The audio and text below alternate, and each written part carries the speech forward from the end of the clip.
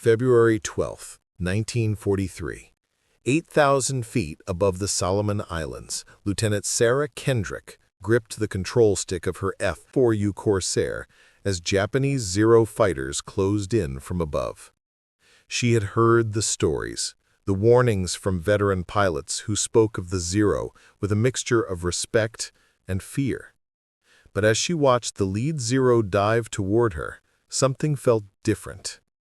The confidence she had built during months of training in this revolutionary aircraft told her that everything was about to change. What the Japanese pilots diving toward her didn't know was that the plane they had dismissed as too heavy, too complex, and too American to compete with their nimble Zeros was about to rewrite the rules of air combat in the Pacific. Before we jump back in, tell us where you're tuning in from, and if this story touches you, make sure you're subscribed because tomorrow I've saved something extra special for you. The pattern of technological contempt had begun long before Sarah ever climbed into a Corsair cockpit.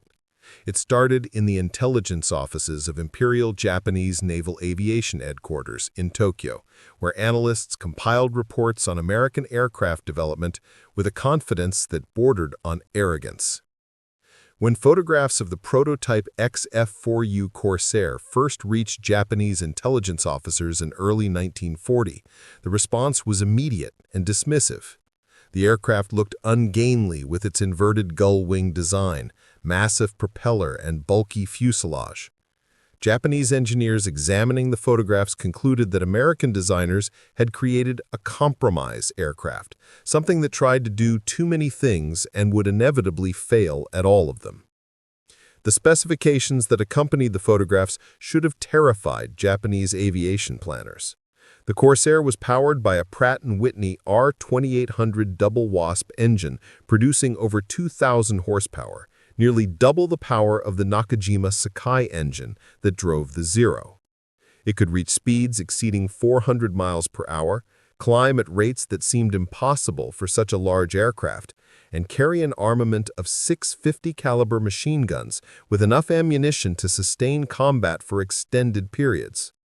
But Japanese intelligence officers viewing these specifications through the lens of their own design philosophy saw only confirmation of American technological inferiority. What these assessments missed was that the war in the Pacific would not be won by graceful turning dogfights at low altitude, but by brutal high-speed combat where power, speed, and firepower mattered more than maneuverability. The Corsair had been designed for exactly this kind of warfare, built around an engine so powerful that it required innovative solutions to basic engineering problems. The inverted gull wing that Japanese analysts had mocked as evidence of poor design was actually a brilliant solution to multiple problems. It allowed the massive propeller to clear the ground without requiring impossibly long landing gear, reduced drag where the wing met the fuselage, and provided excellent visibility for the pilot during critical phases of flight. Sarah Kendrick had grown up in rural Montana where her father ran a small aviation business, ferrying supplies to remote mining camps. She had learned to fly in a battered Piper Cub, developing an instinctive understanding of aerodynamics and aircraft handling that no amount of classroom instruction could replicate. When the war began and the military desperately needed pilots, she had joined the Women Air Force Service Pilots program, expecting to spend the war ferrying aircraft from factories to bases. Instead, her exceptional flying skills and aggressive temperament had caught the attention of senior officers who saw potential beyond conventional roles. By late 1942, as Corsair fighters began arriving at forward bases in the Pacific, the Navy faced a critical shortage of experienced fighter pilots. Losses in the brutal air battles over Guadalcanal had depleted squadrons faster than training programs could replace them. Traditional prejudices about women and combat rules began to crack under the pressure of desperate circumstances. Sarah found herself among a small group of female pilots selected for an experimental program, women with exceptional flying records who would be given the opportunity to prove themselves in the most advanced fighter aircraft America had ever produced. Her first impression of the Corsair had been intimidation mixed with exhilaration. The aircraft sat tall on the tarmac, its nose angled upward so steeply that forward visibility on the ground was almost non-existent. The cockpit was positioned far back on the fuselage, surrounded by armor plating and protected by thick bulletproof glass. Climbing into the seat felt like entering a fortress. The instrument panel bristled with gauges and controls that seemed overwhelming at first glance. The control stick felt heavy and solid, connected to flight surfaces through systems that demanded respect and precision. Her instructor, a grizzled Navy pilot named Commander James Mitchell, who had survived the carrier battles at Coral Sea and Midway, had been skeptical about training women to fly fighters. But orders were orders, and Mitchell was professional enough to evaluate pilots based on performance rather than prejudice. He walked Sarah through the pre-flight inspection with meticulous attention to detail, explaining the aircraft's systems with a thoroughness that revealed his own respect for the machine.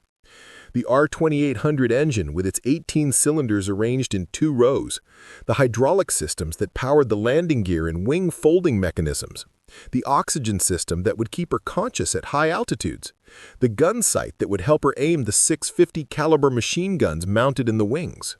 The first flight had been a revelation. Sarah advanced the throttle smoothly, feeling 2,000 horsepower surge through the airframe as the Corsair accelerated down the runway. The tail came up almost immediately, visibility improving as the nose dropped. At 85 knots, she eased back on the stick, and the fighter leaped into the air with an eagerness that caught her off guard. The climb rate was astonishing, the Corsair clawing skyward at over 3,000 feet per minute. At altitude, she began exploring the aircraft's handling characteristics, discovering that while it couldn't turn as tightly as the lighter fighters she had flown, it had power reserves that seemed limitless. Mitchell's voice crackled through her headset with instructions for basic maneuvers. She rolled the Corsair smoothly, feeling the ailerons respond crisply despite the aircraft's size. She pulled into a steep climb, watching the airspeed indicator as the fighter continued accelerating even as the nose pointed skyward. She dove toward the ocean below, feeling the airframe shudder slightly as speed built past 400 miles per hour, then pulled back firmly on the stick. The Corsair responded with a zoom climb that carried her back to 15,000 feet in seconds, the engine roaring its defiance at gravity. The briefing was matter-of-fact and terrifying in its simplicity. Japanese bombers, escorted by Zero fighters, were inbound from Rabaul, targeting Anderson Field and the American shipping offshore. All available fighters would scramble to intercept. The mission was to destroy the bombers before they could reach their targets. Survival was secondary to mission accomplishment. Questions were few because everyone knew what needed to be done. She climbed into her Corsair with hands that wanted to shake but refused to let them. The pre-flight check was automatic, muscle memory taking over while her mind raced with scenarios and possibilities. Around her, other pilots were going through the same rituals, each dealing with fear in their own way. The engine start was rough, the big radio coughing and sputtering before catching with a roar that vibrated through the entire airframe. She advanced the throttle and the Corsair rolled forward, bouncing over the rough surface toward the runway. The takeoff was a controlled rush, the fighter accelerating rapidly despite the tropical heat that reduced engine performance. Sarah lifted off and immediately began climbing, following the lead aircraft as the squadron formed up and turned toward the interception point. The radio chattered with updates from the radar station, vectors to the incoming enemy formation, altitude estimates, warnings about the number of escorts. She checked her guns were armed, adjusted her oxygen flow, scanned the sky systematically for enemy aircraft. Contact came at 18,000 feet. Sarah spotted them first, a formation of twin-engine bombers climbing toward Henderson Field with a swarm of Zero fighters weaving above them in defensive patterns. Her squadron leader called the tally and began positioning for an attack from above, using the altitude advantage to set up for a high-speed diving pass. Sarah's heart hammered as she watched the Japanese formation grow larger, individual aircraft resolving from the mass as range decreased. The attack order came, and Sarah rolled inverted, pulling through into a steep dive that sent the Corsair screaming toward the enemy formation. Speed built rapidly, the airspeed indicator climbing past 350, past 400 miles per hour. The bombers grew huge in her windscreen. She centered the gun sight on the lead aircraft, waited until the range closed to 500 yards, then squeezed the trigger. 650 caliber machine guns hammered, their combined fire rate over 4,000 rounds per minute. Tracers arced toward the bomber, and she saw strikes sparkle along the fuselage and wing. Then she was past, hauling back on the stick to convert speed into altitude, climbing away from the formation before the Zero escorts could react. Behind her, the bomber she had hit was trailing smoke, falling out of formation. Other Corsairs were making their own attacks, diving through the formation and then climbing away, using power and speed the Zeros couldn't match. Japanese fighters tried to pursue, but found themselves outclimbed and outrun by aircraft that defied everything their intelligence briefings had told them. Sarah's second attack came minutes later. She had climbed back to 22,000 feet, positioning above the now disrupted bomber formation. She selected a straggler, rolled into another dive, and opened fire from longer range this time. Her aim was better, the 6-gun battery raking the bomber from nose to tail. She saw the right engine explode, pieces of cowling and propeller blades spinning away. The bomber nosed over into a steeper dive, smoke pouring from the shattered engine, clearly doomed. A Zero appeared in front of her, having somehow climbed to intercept. She saw the Japanese pilot's face for an instant, saw his aircraft with its graceful lines and menacing red circles on wings and fuselage. He was turning hard, trying to bring his guns to bear. Sarah didn't try to turn with him. Instead, she pushed the throttle forward and extended, using the Corsair's superior speed to open the distance. The Zero pilot tried to follow but fell behind rapidly, his lighter aircraft simply unable to keep up with the powerful American fighter in a straight line. She climbed again, always climbing, using altitude as both weapon and defense. From 20,000 feet, she could see the entire battle spread out below. Bombers were falling from the sky, trailing fire and smoke. Zeros were trying desperately to protect their charges, but were being overwhelmed by Corsairs that attacked from above with impunity, then climbed away before the Japanese fighters could respond. The tactics that had worked so well for Zero pilots in 1942, luring American fighters into turning dogfights where maneuverability was king, were useless against pilots who refused to play that game. The battle lasted perhaps 20 minutes, though Sarah would have sworn it was hours. When the Japanese formation broke and scattered, heading back toward Rabaul with barely half their bombers remaining, the Corsairs didn't pursue.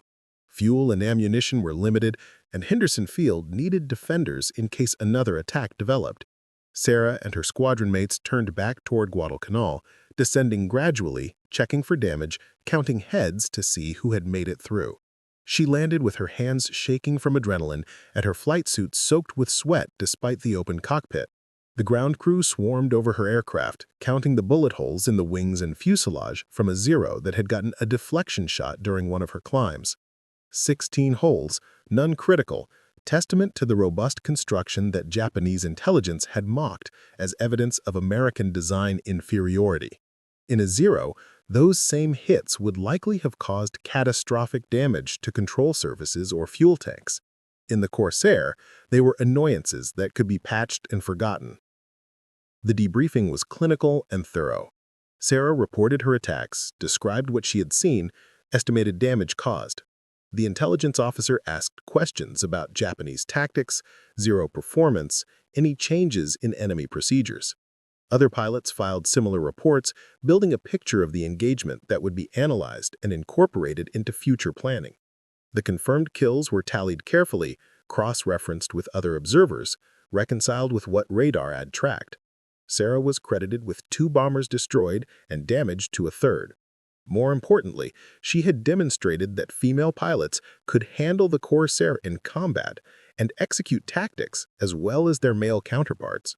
The skeptics didn't disappear overnight, but after that first mission, the questions shifted from whether women could fight to tactical discussions about how to improve squadron effectiveness. Over the following weeks, Sarah flew mission after mission, each one adding to her experience and understanding of air combat in the Corsair. She learned to read the sky, to anticipate where enemy aircraft would be based on altitude, sun angle, and tactical situation. She learned to manage fuel consumption and ammunition expenditure, making every bullet count because running out in the middle of a fight meant death. She learned to trust her wingmen and to be trustworthy herself, understanding that survival often depended on someone else watching your blind spots. The Japanese pilots she fought learned their own lessons, though some learned them too late. Zero pilots who had dominated the skies in 1942 found themselves facing an aircraft that negated all their advantages.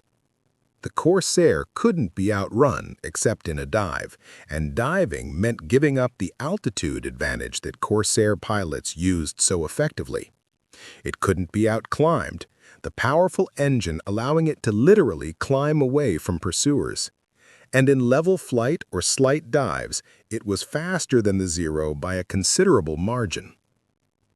Japanese aviation intelligence continued to file reports claiming the Corsair was an inferior design hampered by excessive weight and poor maneuverability.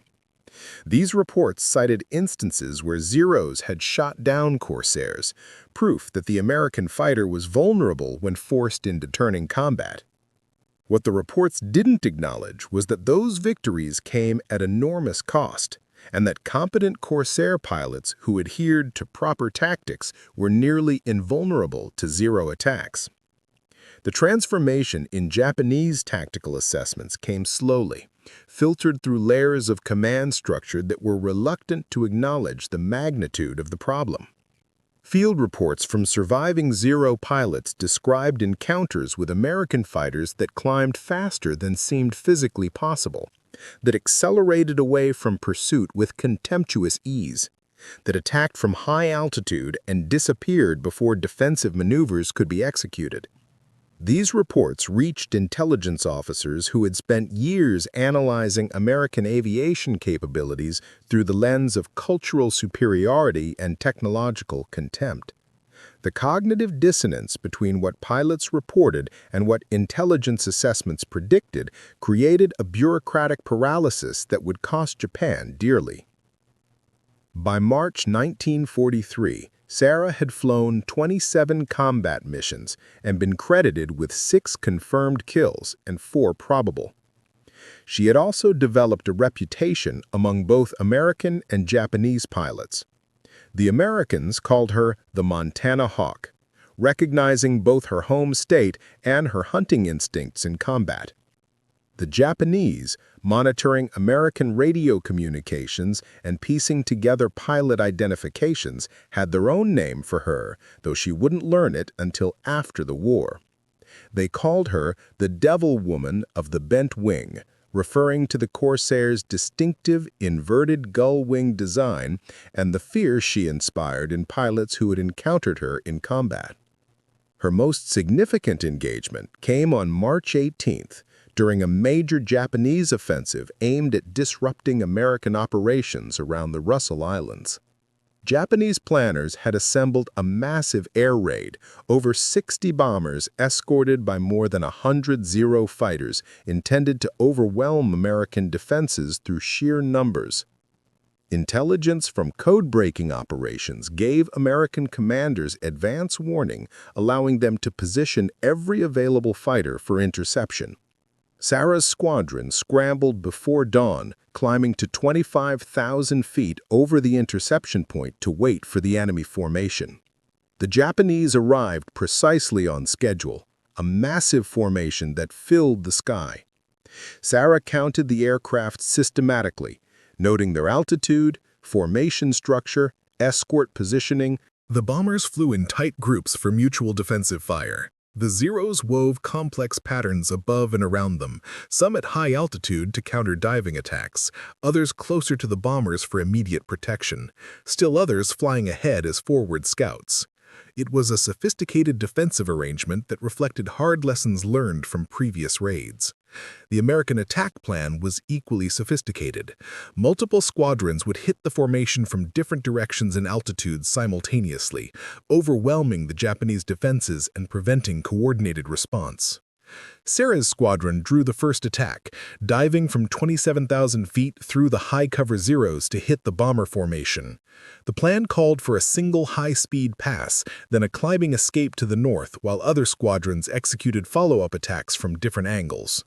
Sarah rolled inverted and pulled through into a dive, the Corsair accelerating rapidly as she plummeted toward the Japanese formation 5,000 feet below. Her wingman, a veteran pilot named Lieutenant Patricia Chen, who had joined the squadron 2 weeks earlier, held formation perfectly as they dove. The altimeter unwound rapidly. 26,000 feet, 24,000, 22,000. Speed built past 400 miles per hour as the bombers grew huge in her windscreen. Japanese tracers began arcing toward her, red and yellow lines that looked deceptively slow but represented bullets moving at lethal velocities. She ignored the defensive fire, focusing on her selected target, a bomber in the center of the formation. The gun sight centered on the aircraft's fuselage just behind the cockpit. Range closed to 600 yards, then 500. She squeezed the trigger and felt the Corsair shudder as all 6 guns fired. Tracers walked across the bomber's wing route and into the fuselage. She saw pieces of metal tear away, saw the right engine explode in a spray of oil and flame. Then she was past, pulling hard on the stick to convert her diving speed into a climbing escape. The Corsair responded like it had been waiting for exactly this moment. The nose came up sharply and the fighter clawed skyward, climbing at over 4,000 feet per minute despite the high altitude. Sarah glanced back to confirm Patricia was still with her, then focused forward, scanning for threats. A Zero had somehow positioned ahead of her climbing path, its pilot attempting an impossible deflection shot as the faster American fighter climbed past. She saw muzzle flashes from the Zero's guns, felt impacts as cannon shells hit her aircraft's armor plating, heard the sharp crack of metal striking metal. The Corsair shuddered but kept climbing, the armor doing exactly what it was designed to do. In a Zero, those same hits would have been catastrophic, punching through the unarmored fuel tanks or severing control cables.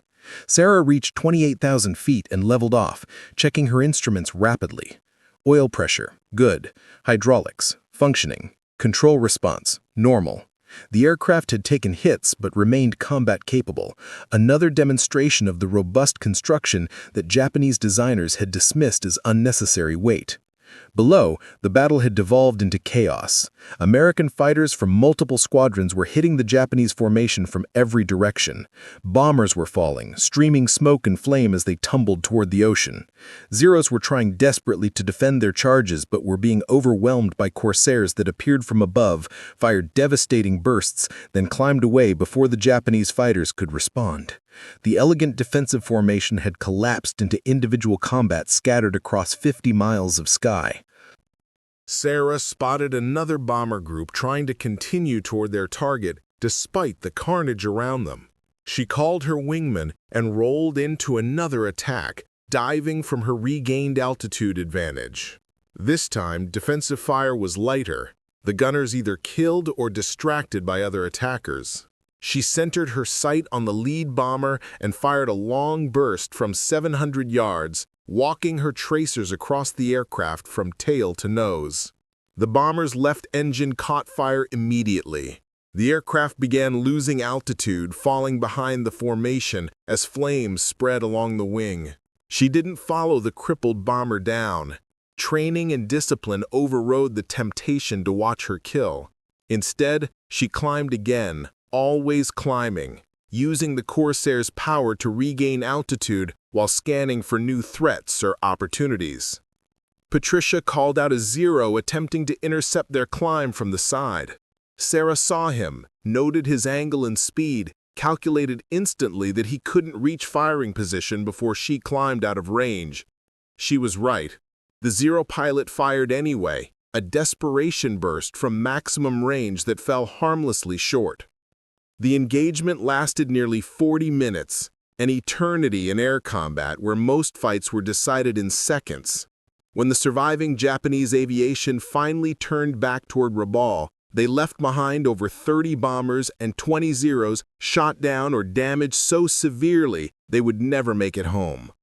American losses were 4 fighters, 1 pilot killed when his damaged aircraft exploded during landing, 3 others rescued by seaplanes after ditching near friendly forces. The exchange ratio was overwhelming, and it demonstrated conclusively that Japanese aviation tactics and equipment were no longer competitive against American technology and training. Sarah landed with her Corsair bearing the scars of multiple hits. Maintenance crews counted 18 bullet holes and 4 cannon shell impacts. 1 shell had struck the armor plate behind her seat, penetrating halfway through before stopping. Without that armor, the shell would have killed her instantly. Another had hit the engine cowling, deflecting off the robust construction without causing serious damage. The aircraft the Japanese intelligence insisted was over-engineered and vulnerable had absorbed punishment that would have destroyed a Zero and brought her home safely. The debriefing revealed the full extent of American success. Sarah was credited with 3 bombers destroyed and damage to 2 others. Her squadron collectively had accounted for 9 confirmed kills and 6 probables. More importantly, the raid had been stopped cold. Not a single Japanese bomber reached its target. The ships they had been sent to attack remained undamaged. The airfield they had been ordered to crater remained operational. It was a comprehensive defeat that would force Japanese planners to reconsider their entire approach to daylight bombing operations. Over the following months, the pattern repeated itself with variations, but always the same outcome. Japanese formations approaching American positions would be intercepted by Corsairs operating from bases that were steadily pushing north as the American advance gained momentum. The battles would be one-sided affairs where American fighters attacked from altitude advantage, destroyed bombers and escorts with impunity, then disengaged before the remnants could mount effective counterattacks. Japanese aviation losses mounted to unsustainable levels, while American losses remained relatively light.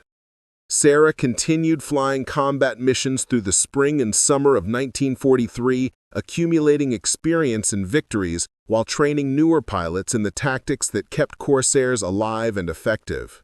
She developed a teaching style that emphasized understanding principles over memorizing procedures.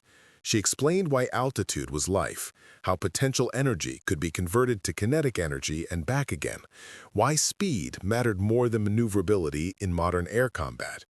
She demonstrated proper lookout procedures, the systematic scanning that meant the difference between seeing enemy fighters first or being surprised from behind. Her students were a mix of young men fresh from training and a growing number of women who followed the path she had helped pioneer. Some were natural pilots who absorbed lessons quickly and developed combat instincts they couldn't be taught. Others struggled initially, but improved through determination and practice. A few washed out, lacking either the skill or the temperament for fighter combat. Sarah evaluated them all fairly, writing recommendations based on observed performance rather than preconceptions about who could or couldn't become effective fighter pilots.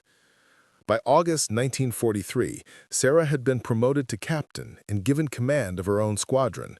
The promotion brought increased responsibility and less cockpit time, though she still flew combat missions when possible. Squadron command meant administrative duties, maintenance oversight, personnel management, liaison with other units. It meant writing letters to families when pilots didn't come back, a duty she found harder than combat. It meant making decisions that affected the lives of the men and women under her command, knowing that some of those decisions would result in deaths no matter how carefully she chose. Her squadron operated from Munda Airfield on New Georgia, a captured Japanese base that had been expanded and improved to support American operations. From Munda, her Corsairs could reach Rabaul, the major Japanese base complex that served as the hub for their operations in the South Pacific. The missions were long-range affairs that pushed aircraft and pilots to their limits. Round trip to Rabaul and back was over 1,200 miles, requiring careful fuel management and precise navigation. Combat over the target added additional stress and fuel consumption, making these missions particularly demanding. The Japanese defenders at Rabaul fought with desperate courage, knowing they were defending a vital strategic asset that supported operations across the theater. Zero pilots stationed there were among the most experienced survivors, men who had learned through bitter experience how to counter Corsair tactics or die trying. They couldn't match the American fighters in speed or climb, but they had numbers and the advantage of fighting over their own base, where damaged aircraft could land for repairs while American fighters had to make the long flight home. Sarah's first mission as squadron commander targeting Rabaul came in early September.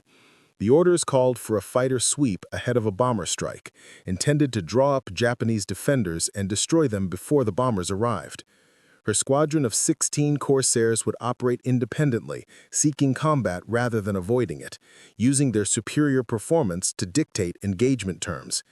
It was exactly the kind of mission that demonstrated how completely the balance of air power had shifted since the war's opening months. The flight north was uneventful, her pilots maintaining formation while conserving fuel and watching for navigation checkpoints. The radio remained silent except for essential communications. Everyone understood the mission and knew their role. As they approached Rabaul, Sarah led the squadron up to 30,000 feet, high enough to spot enemy fighters below and to provide maximum energy advantage for attacks. The air was thin at that altitude, requiring oxygen from the aircraft's system and careful monitoring for hypoxia symptoms that could impair judgment. Japanese fighters rose to meet them, perhaps 40 Zeros climbing aggressively to engage. Sarah watched them come, calculating angles and speeds, waiting for the right moment. When the Zeros reached 25,000 feet and began spreading out to intercept her formation, she led her squadron into the attack. 16 Corsairs dove together, a coordinated assault that hit the Japanese formation from above with overwhelming violence. The sky filled with tracers and aircraft, Corsairs diving through and climbing away, Zeros trying desperately to counter but finding themselves outmatched at every phase of the engagement. Sarah selected a Zero that was climbing to intercept one of her pilots. She dove on him from above and behind, the classic advantaged position. The Japanese pilot never saw her coming, focused entirely on the target ahead. She closed to 400 yards and fired a 2-second burst. Her 6 guns poured nearly 200 rounds into the Zero in that brief time. The fighter disintegrated, the unarmored structure unable to absorb that volume of .50 caliber fire. Pieces of wing and fuselage tumbled through the air as the wreckage fell toward the ocean below.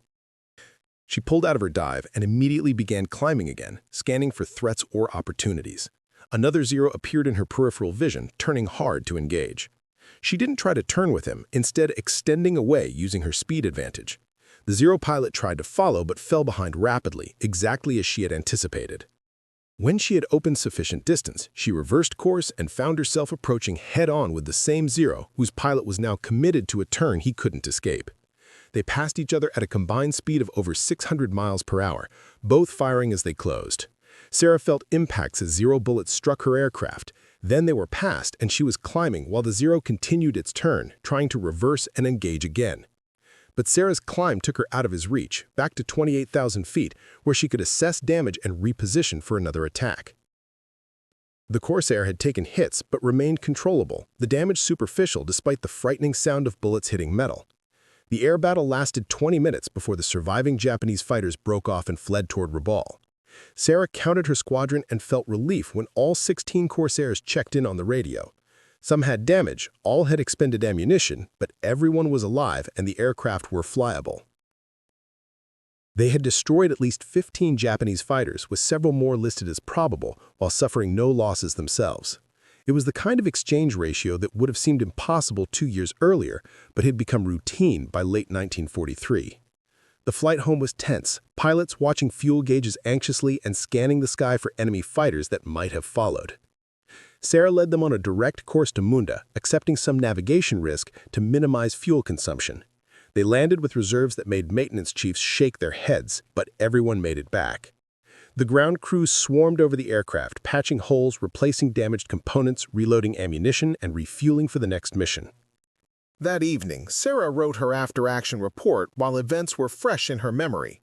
She documented the engagement in clinical detail, noting Japanese tactics and how they had evolved, observing that enemy pilots were becoming more cautious and less willing to press attacks against Corsairs.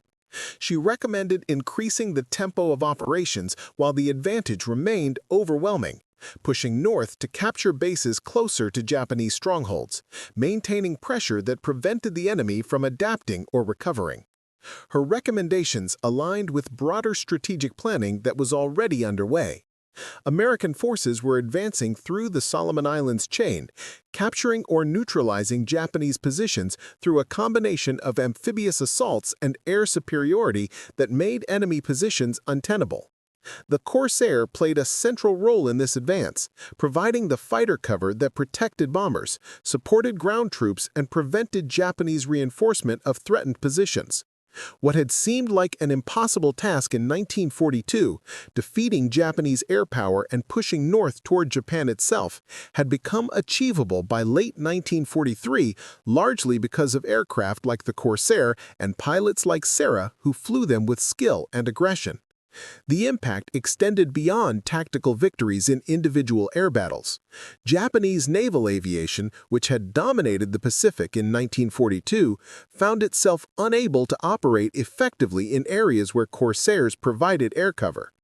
Carrier-based Zero fighters that had once struck with impunity now faced American fighters that could match them in every performance category and exceed them in most. Japanese carrier operations became increasingly risky as American fighter cover made approach routes dangerous and target areas deadly. The balance of naval air power shifted decisively in America's favor, enabling operations that would have been suicidal just months earlier. By the end of 1943, Sarah had flown 63 combat missions and been credited with 14 confirmed victories, making her one of the top-scoring fighter pilots in the theater regardless of gender. More importantly, she had helped prove that women could fly fighters in combat as effectively as men, opening opportunities that would have remained closed otherwise. The female pilots who followed her path faced less skepticism and more acceptance, though prejudice didn't disappear overnight and wouldn't disappear completely for decades. The aircraft that Japanese intelligence had dismissed as too heavy, too complex, and too American had become the dominant fighter in the Pacific theater. The Corsair would go on to serve through the end of World War II and beyond, establishing performance records and kill ratios that placed it among the most successful fighter aircraft in history.